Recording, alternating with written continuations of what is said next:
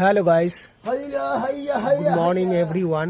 তো সকাল সকাল চলে আসলাম আবারও। তো সবাই কেমন আছো? আশা করি সবাই খুবই ভালোই আছো। তো অ্যাকচুয়ালি না, বেশি দূর যাবো না, আবার কাজে যেতে হবে না। অ্যাকচুয়ালি আজকে সোমবার, কালকে রবিবার ছিল, কালকে সারাদিন ছুটি ছিল।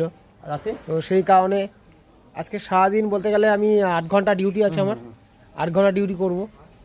তো আজকে সকালে চলে আসলাম। কেন? সাথে কে যায়? তুই একাই করিস?